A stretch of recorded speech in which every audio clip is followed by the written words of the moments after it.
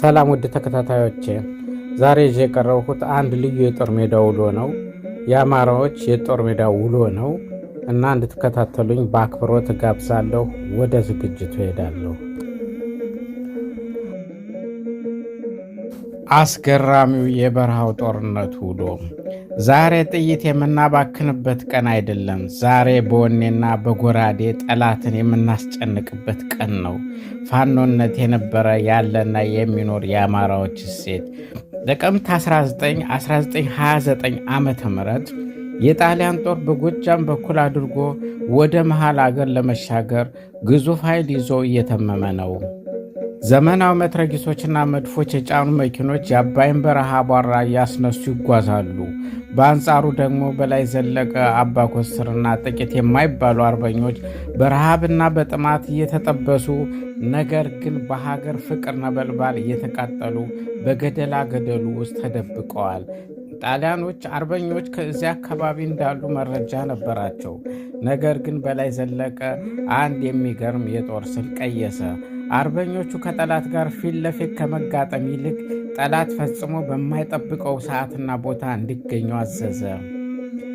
በላይ ዘለቀ ለተከታዮች እንዲህ አለ። ዛሬ ጥይት የምናባክንበት ቀን አይደለም። ዛሬ በወኔና በጎራዴ ጠላትን የምናስጨንቅበት ቀን ነው በማለት ተናገረ። አርበኞቹ በሌሊት ተጉዘው ጣሊያኖች ሰፈር አቅራቢያ የሚገኝ አንድ ጠባብ ሸለቆ ውስጥ አደቡ።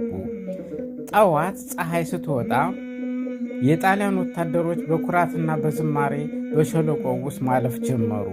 ልክ የጦሩ አጋማሽ ሸለቆ ውስጥ ሲገባ በላይ ዘለቀ አባ ኮስትር ብሎ ፎክሮ ጥይት ተኮሰ። ይህች አንዲት ጥይት የጦርነቱ መጀመር አብሳሪ ነበረች። ከየአቅጣጫው እንደ ንብ የሚወረወረው የአርበኞች ፉከራና ሽለላ በረሃውን አናወጠው።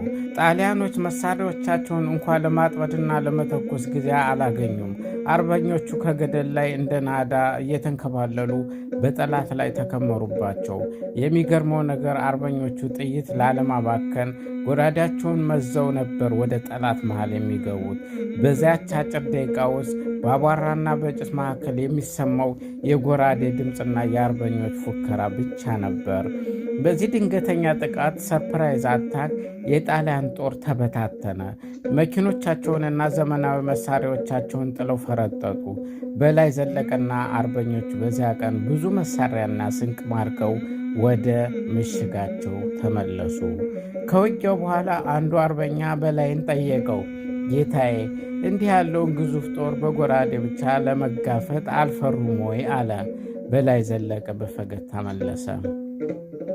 ጠላት መሳሪያውን እንጂ ልባችንን ሊነጥቀን አይችልም። ልብ ያለው ሰው ደግሞ መሳሪያ ካለው ሰው ይበልጣል በማለት በኩራት መለሰለት።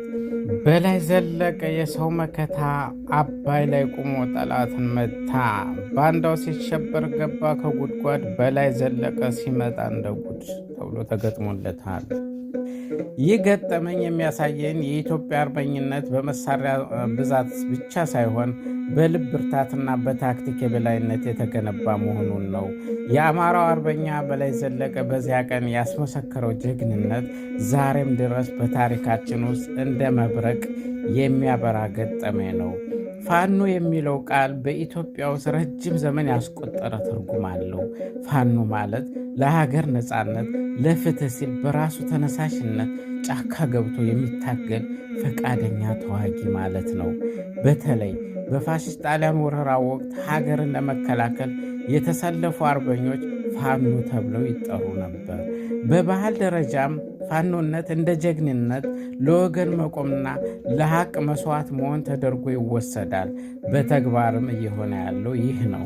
በአሁኑ ወቅት በአማራ ክልል ያለው የፋኖ ተጋድሎ ከቀደምት አባቶቻችን የትግል ዓላማ የገዘፈ እንጂ ያነሰ አይደለም።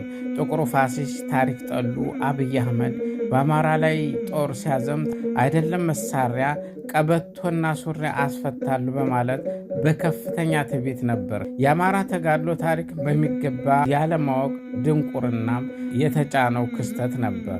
የአማራ ፋኖ እና ሕዝብ የሚከተሉት አደጋዎች እንደተደቀኑበት የተረዳው አብይ አህመድ ንጉሥ ሆንኩ ብሎ 4 ኪሎ በነገሰ በበነገተው ነበር።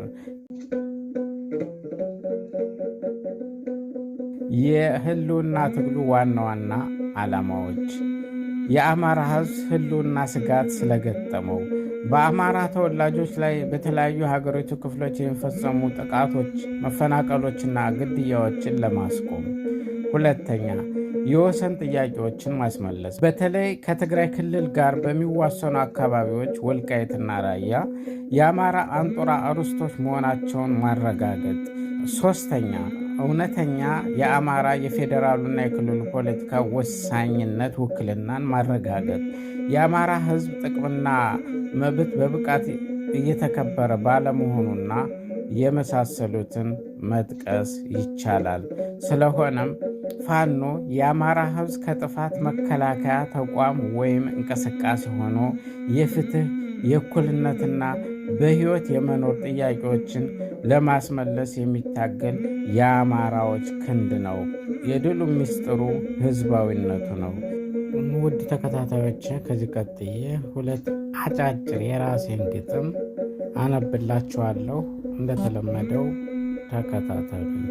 የግጥሙ ርዕስ ናፈቀኝ ይላል። አማራ እያለቀ ገና መጣት በሉኝ፣ በያረቂ ቤቱ ለመጠጣት ጋብዞኝ፣ አርሴናል ማንቸስተር የጅል ወሬ አታውሩኝ፣ ወንድ ከሆናችሁ ጦር ሜዳ ቅጠሩኝ። ኑሮውም ከበደኝ ወጭ መክፈል አቃተኝ፣ ወጥቶ መግባት ናፍቆኝ ሀገሩ ሰለቸኝ።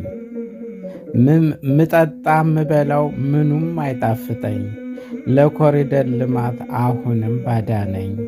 ፒያሳና 4 ኪሎ የድሮ ናፈቀኝ፣ ፋኖ ስልጣን ይዞ በነጋው ይግደለኝ። ከሪ ደፋር ነው ለካ መጡብን ገጠምነ ህልውና ሆኖብን። አንጠፋም በሚል በጠጠር በብትር በአብራራው በዲሞፍተር ገጠምናቸው እናሳ።